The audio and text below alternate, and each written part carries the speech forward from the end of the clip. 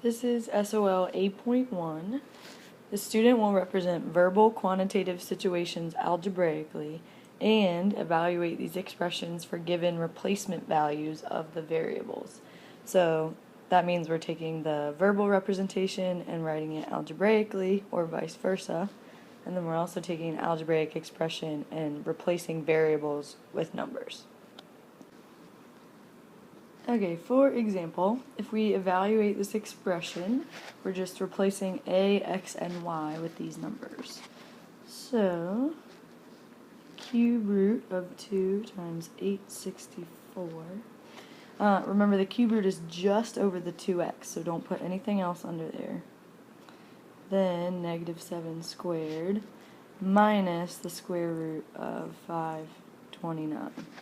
Now, you can either do each of these, each part separately in your calculator and then sort of put it together, or you could type this exact thing in your calculator. Just be careful to use parentheses around the negative number. So, if you do 2 times 864, we get the cube root of 1728, plus negative 7 squared is 49, and the square root of 529 is 23. The cube root of 1728 is 12, so then we have 12 plus 49 minus 23, so you get 61 minus 23 is 38. So if this were the SOL, that'd be the final number you type in. Again, you could have typed this from the beginning or done it step by step. It might be a good idea to do it both ways just to double check that you get the same answer. Okay, again, another expression where you're just plugging in the numbers for the variables. So, 24 plus the absolute value of negative 8 divided by 4 times 12 minus 2 times negative 3 squared. Okay, there's a lot to watch out for here. If you are going to put this in your calculator, you need to make sure that you put parentheses around the top and parentheses around the bottom so that the calculator knows to do the top and the bottom, then divide. Otherwise, we can sort of work through this. So 24 plus the absolute value of negative 8 is 8. 4 times 12 is 48. And then negative 3 squared, remember, is positive 9 times 2 is minus 18. Okay, so now 24 plus 8 is 32 over 48 minus 18 is 30. Okay, so notice the directions say your answer must be in the form of a fraction in simplest form. So if you type in 32 divided by 30, you get this question wrong. Okay, because we got to simplify. So 16 over 15, you divide by 2, and that's as far as it can go. So remember, this would be the acceptable answer because of what the directions say. Translate into an algebraic expression the square root of the sum of 3p and x less 25. Okay, so the square root of the sum of 3p and x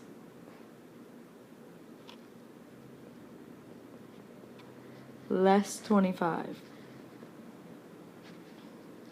Okay, so less, remember, means minus 25.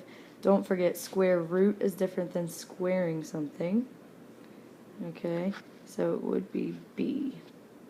If it were flipped, it would be 25 minus that, or 25 less the square root of the sum. That would be this one right here. Okay, so they're just making sure you know the difference between square root and squaring. And also that less 25 doesn't mean less than, it means minus 25. Okay, translate 2y plus the cube root of x into a verbal expression. So remember, 2y is actually 2 times y, or in other words, the product of 2 and y. Okay. 2y and the cube root of x are being added, so that's the sum of those things. So it's not the first one because it's not the sum of 2 and y. That can't be right. The product of 2 and y plus the cube of x. Cubing something, remember, is like x to the third, not cube root. So the product of 2 and y plus the cube root of x. Okay, x raised to the third power again would be x cubed. So it has to be c. Okay, one more example. What is the value of the expression? Again, just plug in a and b. So we get 3 times the cube root of 27 minus negative 6 squared. Again, make sure that you are squaring the negative in parentheses, and then a is the only thing under the cube root, so do not put b squared under the cube root.